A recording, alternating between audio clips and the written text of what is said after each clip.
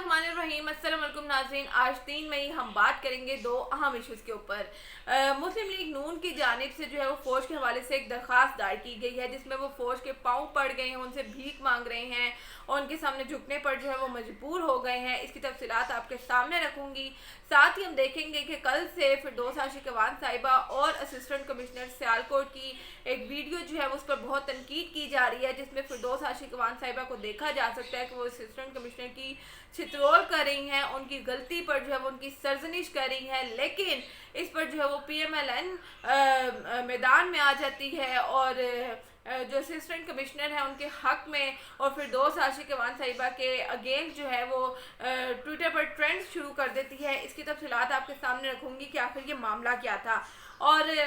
जो मौसूफ़ा हैं उनका रद्द अमल इतना शदीद होता है, इतना तल्ख होता है कि वो बात पूरी सुने बगैर एक तो वहाँ से चली जाती हैं और फिर मीडिया के सामने जो है वो तस्मे बहाना शुरू कर देती हैं। सबसे पहले देखते हैं कि जो PMLN की जानिब से दरख्वास्त दायर की गई है इलेक्शन कमीशन में, ये मामला क्या है। कल जो है वो मुफ्ता इस्माइल ने बाकायदा तौर पर एक दरख्वास्त दायर की है और उसमें जो है वो उन्होंने ये मौक़िफ़ इख्तियार किया है कि हमारी दरख्वास्त पर फौरी और हंगामी तौर पर कार्रवाई की जाए और NA 249 में जो बैलेट पेपर्स का रिकॉर्ड है जितना भी वो फ़ौज और रेंजर्स के हवाले किया जाए। उन्होंने बाकायदा ये तहरीर किया है कि हमें सिंध पुलिस पर बिल्कुल भी भरोसा नहीं है, हमें सिंध पुलिस पर बिल्कुल भी एतमाद नहीं है और बैलेट पेपर्स की जो हिफाजत है वो फ़ौज और रेंजर्स ही करें। आपको नाज़रीन अच्छे से मालूम है कि PMLN भी ये बात जानती है कि सरहदों की हिफाजत हो, अवाम के जान और माल की हिफाजत हो, वो फ़ौज से बेहतर कोई नहीं कर सकता। इसी तरह जो इलेक्शन साफ़ और शफाफ इलेक्शन अगर मुल्क में करवाने हो वो भी फ़ौज से बेहतर कोई नहीं करवा सकता। लेकिन ये जिस सिंध पुलिस से आज इनका एतमाद उठ चुका है, ये वही सिंध पुलिस है जो कैप्टन सफदर साहब की जब शान में गुस्ताखी होती है तो मरियम नवाज साहिबा के एक इशारे पर छुट्टी पर चले जाते हैं। आज इनको जो है वो सिंध पुलिस पर एतमाद नहीं रहा और जिस फ़ौज के ख़िलाफ़ इन्होंने कैंपेन चलाई, इन्होंने ट्विटर ट्रेंड्स चलाए, इन्होंने अपने जलसों में जो है वो उसको फ़ौज को ललकारा, उनको धमकियां लगाई, बाकायदा जनरल बाजवा साहब का नाम ले लेकर इन्होंने उन पर तनकीद की। आज ये उन्हीं के सामने झुकने पर मजबूर हैं, उनसे रहम की अपील कर रहे हैं, उनसे भीख मांग रहे हैं कि जो भी हमें क्योंकि शिकस्त हुई है इसलिए अब जो बैलेट पेपर्स हैं उनकी हिफाजत जो है वो आप ही करें। ये इनकी असलियत है, ये इनके असल चेहरे हैं जिनको ये आज तक जो है वो छुपाए फिरते थे और अब देखें कि वक्त आने पर और जब इनको खुद फ़ौज की ज़रूरत पड़ी है, फ़ौज से मदद मांग रहे हैं, फ़ौज से भीख मांग रहे हैं और अवाम के सामने जो है वो फ़ौज को पूरी तरह से बदनाम करने की जो है वो इन्होंने कोशिश की थी अपने जलसों में। नवाज शरीफ ने जो भी अपने वीडियो लिंक्स में जितने भी खिताब थे उसमें जो है वो बाकायदा जनरल्स का नाम ले लेकर जो है वो उन पर तनकीद की थी। अब ज़रा आ जाते हैं कि जो फिरदौस आशिक अवान और असिस्टेंट कमिश्नर सियालकोट के दरमियान तल्ख कलामी वाला मामला है कि ये फिरदौस आशिक अवान साहिबा जो है वो कल एक विज़िट पर निकलती हैं और ठीक ऐसा ही विज़िट जो है वो उस्मान बुज़दार साहब ने भी किया और वज़ीर आज़म इमरान खान साहब ने भी ऐसा ही विज़िट किया। फ़र्क ये था कि वज़ीर आज़म इमरान खान साहब ने बिना किसी प्रोटोकॉल के खुद अपनी गाड़ी जो है वो ड्राइव करके वो विज़िट करते हैं और मार्केट्स का जो है वो ज़रा जायज़ा लेते हैं। लेकिन यहाँ इम्पोर्टेंट बात यह है कि जिस ब्यूरोक्रेसी के रहमो करम पर हमने अवाम को छोड़ दिया है, अवाम जो है वो चीख चिल्ला रही है कि इनसे पूछने वाला कोई नहीं है, इनसे कोई सवाल करने वाला नहीं है, इनकी कारकर्दगी देखने वाला कोई नहीं है। जब उस ब्यूरोक्रेसी से सवाल किया जाता है तो वो तैश में आ जाती है और अपने जो हक में डिफरेंट कैंपेन्स जो है वो शुरू करवा देती है और यहाँ तक कि जो मुस्लिम लीग नून है उनका साथ जो है लेने की कोशिश भी करती है। सिविल ब्यूरोक्रेसी मुल्क में हर फसाद की जड़ समझी जाती है।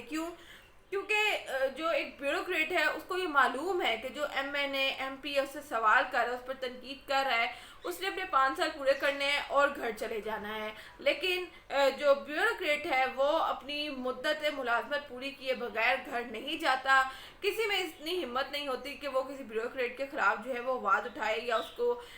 इधर उधर उसका ट्रांसफ़र कराए, क्योंकि इनमें जो है वो इत्तेहाद ही इतना ज़्यादा है।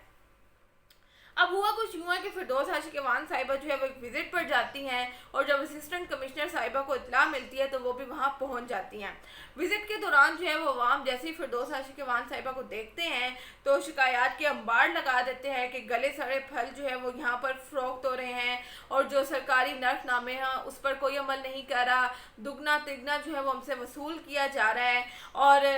اسی پر جو ہے وہ فردوس عاشق ایوان صاحبہ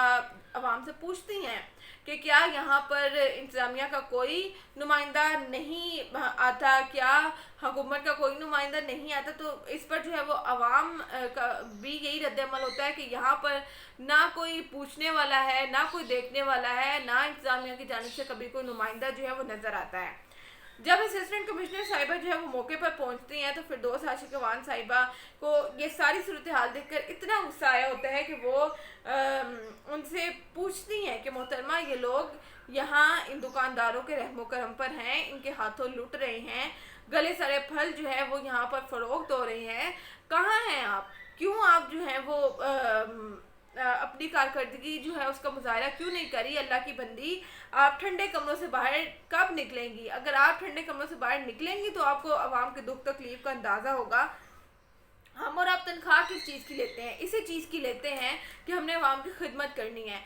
فردوس عاشق ایوان صاحبہ کا لہجہ جو ہے وہ کافی تلخ ہو جاتا ہے، وہ یہاں تک کہہ دیتی ہیں کہ کس بغیرت نے جو ہے وہ آپ کو اپوائنٹ کیا تھا، اور کہاں ہے آپ کا کوئی یہاں کوئی نمائندہ نظر نہیں آ رہا؟ جس پہ جو اسسٹنٹ کمشنر صاحبہ ہیں وہ جواب دیتی ہیں کہ میڈم ہم نے یہاں جو ہے وہ نمائندہ بٹھایا ہوا ہے، جبکہ